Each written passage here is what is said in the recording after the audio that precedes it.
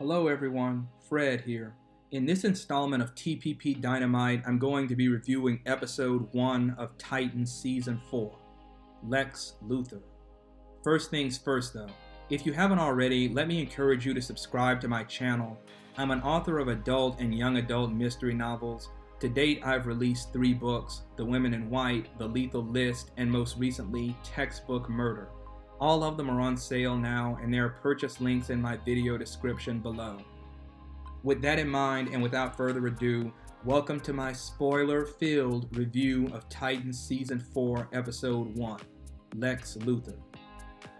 This episode opens a few days after the end of Season 3. The Titans are at a bowling alley, goofing off and having fun on their way back to San Francisco. Rachel, Gar, Connor, and Tim compete with each other at bowling, while Dick and Corey discuss how relieved they are to have made it out of Gotham City victorious. Corey says that she feels free and like a weight has been lifted from off of her back. The way she sees it, they saved Gotham, and their only real challenge for now is enjoying themselves. Bruce calls Dick to tell him that Superman has contacted him and wants to meet Connor in Metropolis at Star Labs the next morning at 9 o'clock. Elsewhere, at some undisclosed location, Lex Luthor and one of his teams, led by a woman named May Bennett, uncover a so-called Temple of Azarath. May tells Lex that the temple is now his and that its power will allow him to become stronger than even Superman. May has apparently led efforts to discover the temple, but as soon as everybody is inside, Lex thanks her for her troubles by firing her and telling her in no uncertain terms that he'll pay her for her work, but that he has no intention of sharing the power of the temple with anyone but himself. May warns him that the kind of power that he's seeking comes with a cost that must be paid, and Lex snidely responds that someone always has to pay. We get a quick introduction to Sebastian Sanger, a taxidermist with a pattern of talking to himself about how he hopes to change the world by connecting people around the world with a new video game that he's developing. Elsewhere, a happy couple is watching TV together when the woman's food begins to turn to blood. Blood, in fact, appears literally everywhere in their apartment. The man suddenly freezes in place while a hooded man with a creepy raven-like mask appears and slits the woman's throat. While all of this is happening, both Sebastian and Rachel have visions of blood that sprouts randomly from Sebastian's stuffed animals and from a milkshake that Rachel knocks over by accident in the bowling alley. The Titans arrive in Metropolis and go to Star Labs, where they meet Bernard Fitzmartin, a scientist who's in charge of special projects. Bernard tells the Titans that they were expected, but that Connor and Dick need to hang back while the others can go with his assistant into another part of the facility. Bernard delivers some bad news to Dick and Connor. Superman isn't there because he got called off-planet on some urgent business. He did leave a note though, apologizing to Connor and asking to meet him in the near future. Bernard takes Dick and Connor to another lab and explains that in Superman's defense, he had a very good reason for missing his meeting with Connor. Star Labs has recently learned that a star in deep space is about to explode and possibly devastate life in an entire galaxy. Superman is on his way to attempt saving that galaxy, and Bernard allows Dick and Connor to watch Superman's progress using AR glasses. Bernard's assistant tests Corey's new powers, which are apparently strong enough to smash through the hardest substance on Earth, but the assistant tells Corey that she currently has only tapped into about 8% of the full breadth of her abilities. Gar gets some sort of glove device that's capable of expanding into a suit that will allow him to change into animal form in public without having to strip naked. He tests it out, but ends up having a daydream where he's in a wilderness with what looks like a red moon above him. When he comes out of the daydream, he has apparently destroyed part of Star Labs by turning into a gorilla, a velociraptor, and an armadillo. Tim gets a bow staff that Dick promises to begin teaching him how to use the next day, despite that he gushes about wanting a Robin suit. Bernard's team also upgrades the Titan's RV and includes in it a fancy new car, courtesy of Bruce Wayne, as thanks for saving Gotham. The Titans hit the road after that. Tim gets Connor to take pictures of him with the bow staff so that he can send them to Bernard, and Rachel immediately starts teasing Tim about having a crush on Bernard. All of this ends though when the RV's electronics go haywire. It turns out that this is Lex Luthor's doing. He's using a device to send out a high-frequency message that only Connor can hear. He tells Connor that he wants to meet him at LexCorp. Dick warns Connor that Lex can't be trusted and that he's the only man whom Bruce Wayne feared. Connor ends up not going to the meeting and Corey goes in his stead. She breaks into Lex's penthouse and knocks out all of his guards without even blinking.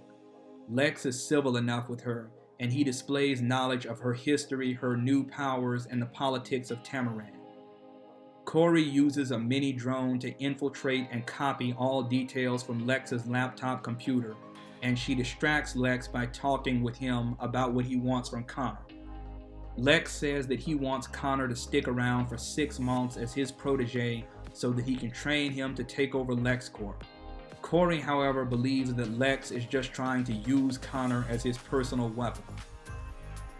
Lex then reveals that he knows that Dick and Tim are spying on him in a building across from his penthouse and sends ninjas to attack him. Lex says that the attack is his being gentle, and he's right because the ninjas are horribly inexperienced.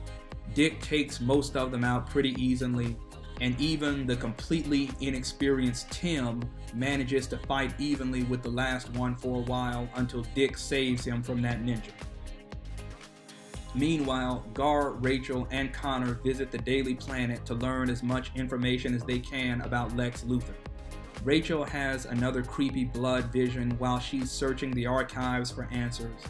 When Dick and Corey and Tim join the group later, they explain that the information that they got off of Lex's computer revealed to them that Lex is dying from kryptonite poisoning. He's been working with a personal physician named Arthur Homewood, a leading expert in kryptonite poisoning, who apparently believes that Lex could be saved by getting a transfusion of blood, organs, and other internal structures from Connor. Dick and Corey tell Connor about Lex's message, and both of them beg him not to actually take Lex up on his offer, considering that it's most probably a trap to use Connor's body to save himself. But Connor decides that he wants to meet Lex anyway. Even if the whole thing turns out to be a trap, he wants answers about why he was created, and he wants to learn for himself just how bad Lex is. Dick and Corey tell him that they respect his decision, and they allow him to go to the meeting. Connor shows up at LexCorp that night to meet Lex. Lex all but confirms that he is dying, that he has been searching for a cure, but that he's been unsuccessful until now. Lex tells Connor to be careful, saying that if he makes a mistake, people might view him more so as a Luthor than a Superman.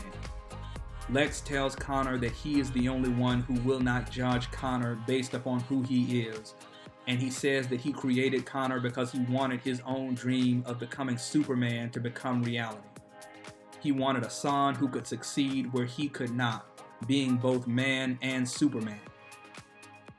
Once Connor has heard Lex out, he agrees to stay with him for the 6 months. That taken care of, Lex then mentions a project on which he's been working recently, something that he thought might help him defeat death entirely. Lex shows Connor a book full of strange and ancient markings, as well as a drawing of a mask like the Raven mask from earlier in the episode. Lex warns Connor that he has partners in the project whom he believes might want to use the project for evil purposes, but before Lex can explain more, he starts bleeding from his mouth and vomiting blood all over the floor. Lex dies as a massive snake bursts out of his mouth and attacks Connor. Connor grabs it and vaporizes it with heat vision. Meanwhile, in the Titan's RV, Rachel feels the effects of what happened to Lex. Elsewhere in Metropolis, Sebastian also feels the negative effects when he too starts bleeding. With Lex dead, armed guards rush in and immediately arrest Connor for Lex's murder, as he was the only other person in the room when Lex died violently, and thus the only suspect in his murder. Outside of LexCorp, Mae Bennett smiles up at the building and cynically repeats Lex's own quip from earlier, that someone always has to pay. The end. So, here are my thoughts. First, the good. There was plenty to like about this episode. I personally have long been a fan of superhero horror, and it's pretty evident right from the start that that's going to be the focus of Titans Season 4. Another plus here, in my opinion, is that you can tell that the main storyline with the Church of Blood is being kept on slow boil. We get the bad omens with Rachel and possibly with Gar also. We get a creepy introduction to Sebastian, the guy who will eventually become Brother Blood. We get gory cult murders, but we're nowhere close to making sense of it all, and I'm honestly happy about that. I think that the slow and steady approach is a good thing because it means a higher likelihood that Season 4's story won't feel too rushed. Previous Titan seasons have had a bad habit of burning through most of their best material in the beginning, lagging in the middle, and completely choking it in the finale. It's actually happened in all 3 of the past Titan seasons, in fact. So hopefully the slower and more careful approach here is an indication that this season will be the first one that's different. I'm also really liking the significantly lighter tone to Titans this season.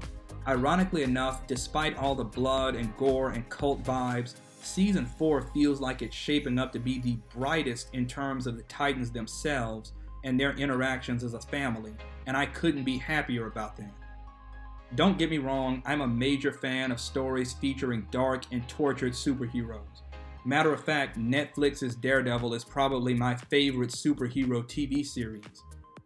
That said though, the dark and tortured character trope is just something that really never quite worked for Titans in particular. From this show's very beginning, I did not like the portrayal of Dick Grayson and his Batman personality and his depiction as basically an ultra-violent, maladjusted prick who's always fighting against his own urge to become a serial killer of bad guys. That kind of thing would work with certain superheroes, like Daredevil or even Batman or maybe the Punisher or something. But Dick Grayson just isn't one of those superheroes, and neither are most of the Titans for that matter. The Dick Grayson of the comics really is shown to be more so like Spider-Man, a highly capable, wisecracking, lighthearted superhero who is a product of tragedy but is not defined by it, and who definitely doesn't project it onto other people every 5 minutes. The Teen Titans of the comics were portrayed ultimately as a superhero kids club and a chosen family of sidekicks who share the bond of friendship. This show has spent all 3 of the past seasons railing against anything resembling that. Seasons 1 and 2 of Titans in particular just went so over the top with the angst and the swearing and the gratuitous violence that it was borderline unwatchable. So seeing this show finally take on a more comics-accurate portrayal of the Titans and their interactions as a found family in the Season 4 premiere was a treat that felt years in the making. Okay, now the bad. I can't begin to express just how disappointed I was with the Superman bait and switch this week. I mean, yeah, on the one hand, I had a pretty strong suspicion that Superman was not going to show up in this episode, and possibly not even during this season. And I had that suspicion even before the writers and creatives confirmed as much in interviews that they gave before this episode dropped. On the other hand, that still doesn't mean that I have to like it. This show has the worst history of keeping itself too grounded for its own good. I don't mean grounded in reality, because Titans is obviously a show that leans whole hog into magic and aliens and science fiction and such, but by grounded I mean literally grounded, kept on the ground. There's very little flying in this show, the special effects are used sparingly, and most of those special effects are limited to floor-based hand-to-hand fights versus prolonged superpowered combat. All of that to say, I've known since probably season 2 that a larger-than-life powerhouse like Superman doesn't have a place here. And even if he does, it'll be in civilian clothes, talking instead of letting loose on anybody or anything, just like Bruce Wayne in seasons 2 and 3. Even so, the writers are so not off the hook here. If they didn't want to use Superman, then they just shouldn't have mentioned him. Or they just shouldn't have brought in Connor as a series regular for that matter. They shouldn't have teased us with Superman and pulled out at the last second. It's just annoying and it reeks of disrespect for the audience. Said and settled. Also very disappointing to me was the bait and switch with Gar's rampage at Star Labs, where he turns into terrifying animals off screen while the audience only gets to see a lackluster dream sequence of him under a red moon. Gar can apparently, finally, change into animals other than a tiger now. He sort of uses that ability early on to bowl a perfect strike with an octopus tentacle. It's just frustrating though how the writers and creatives on this show keep taking the cheap way out of showing us what he can really do. His tiger form is habitually underused. His bat form was similarly underused last season. His octopus form got the same treatment in this episode, and his rampage as different animals at Star Labs happened entirely off screen. I just wonder what the problem is. It can't be the CGI budget because Titans is an HBO Max show now, not a DC Universe show anymore. Either way, whatever it is frustrating as all get out. Also, while I'm on the subject of Gar, some of this episode's context clues suggest that he and Rachel are finally a couple now, either officially or unofficially. I'm not exactly sure how I feel about that, given the age difference between their actors, Ryan Potter and Tegan Croft. I get that in the show, Gar and Rachel are portrayed as kids whose ages are conveniently left undisclosed. But I've also always wondered why the people behind this show wouldn't have just cast an older actress for Rachel or a younger actor for Gar if the plan was to get the two of them together. I mean, there's a 10-year age gap between those two in real life. And when Titans first started airing, Ryan Potter was 23, while Tegan Croft was 14. Tegan is 18 now, so it's a bit less creepy, but still. I'm not exactly sure how to feel about the two of them as a thing. The storyline between Connor and Lex was pretty strong this episode, but one major problem that I had with it was just how little the entire Cadmus storyline from season 2 got mentioned and how much that storyline contradicted this one. Now, of course, this is Titans, so I get it. Ever since day one, the writers and creatives have been infamous for retroactively rewriting or even ignoring the story's own canon when suitable. Like how season 1 pretty much established that the Titans had never been a team before then, only for season 2 to establish that the Titans had been a very famous team before season 1. Or how season 2 had Dick assault and batter 2 cops, get sentenced to years in jail for it, break out like it was nothing, and face 0 consequences for it like it all had never happened. Or how season 3 wrote out Jericho and Ravager with no explanation at all. Being a fan of this show requires not just a suspension of disbelief, but also a suspension of reality at times as well. But still, I'm just not seeing why Connor would ever consider being in the same room with Lex Luthor after how Cadmus treated him back in season 2. Creating him as a weapon of mass destruction, brainwashing him into killing people, planning to sell him into essential slavery. Yeah, the list goes on. Lex Luthor says in this episode that he created Connor to fulfill his own dreams of having a son and vicariously becoming Superman through that son. But that doesn't square even a little bit with the story that we got in season 2. How Lex created Connor to be a super soldier, how he authorized Mercy Graves to hunt and kill Connor, and how he later put Mercy in charge of brainwashing him and selling him like a horse to the highest bidder. Now, it's always possible that Lex was just lying to Connor in this episode to manipulate Connor into sticking around for him, and in all fairness, Dick did bring up how Lex had tried to kill Connor when he was trying to dissuade Connor from taking that meeting with Lex in the first place. But I'm still just a little surprised that Connor, knowing what he knew, was willing to take the meeting with Lex at all, or that he didn't question Lex more closely about the duplicity of what he was saying at the time that he was saying it. I really feel like Connor let Lex off way too easily here.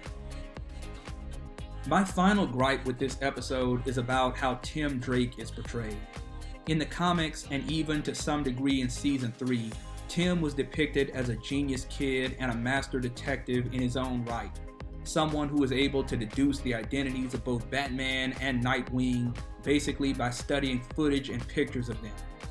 In this episode, though, Tim is basically written like a wide-eyed, hyperactive 5-year-old who spends most of the time running around behind Dick in particular. The writers also plant the seeds for Tim to have a crush on Bernard, which is a pretty clear adaptation of the more recent run of DC Comics, the run where Tim is now bisexual and dating a guy named Bernard, who is his longtime friend. Nevertheless, it's a creative decision that disgusts me 1000%. First, I just want to point out that Tim, as portrayed in this show, is a kid, possibly a teenager given what we saw of him in Season 3. Bernard is a fully grown adult, so anything romantic that happens between Tim and Bernard in this show will most probably be statutorily illegal at best.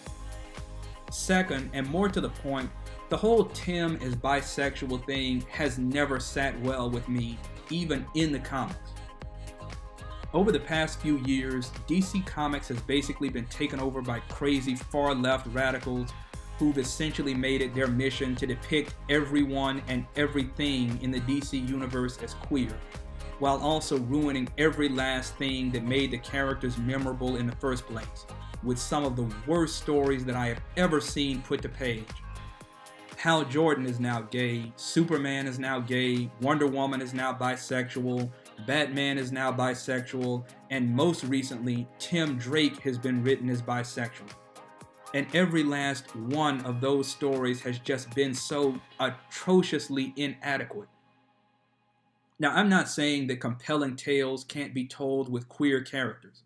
I'm just saying that these new DC Comics writers aren't doing it.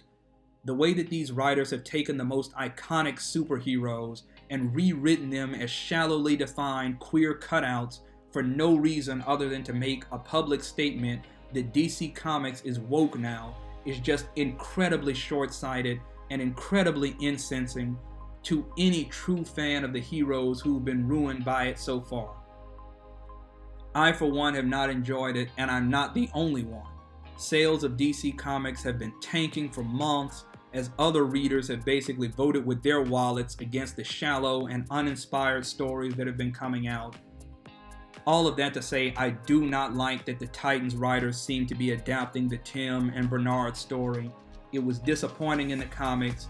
I don't see how it'll be anything other than disappointing in this show. I don't have any hope for it moving forward, and I really think that Titans Season 4 would be better off without it. Okay, down to brass tacks. This episode is a good one. In my opinion, it's actually the best season premiere that Titans has had since the beginning.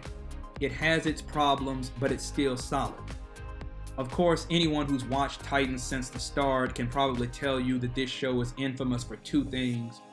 The fact that each progressive season tends to be a little better than the last, and the fact that as a Titans season goes on, it tends to drag its feet, usually around the midpoint. So here's hoping that this season breaks that pattern by maintaining its current quality throughout. I give Titans Season 4, Episode 1, Lex Luthor, 3.5 Cronuts out of 5. At any rate, tell me what you think in the comments below. If you like this video, don't forget to leave a like, click subscribe, and please ring that bell. So long.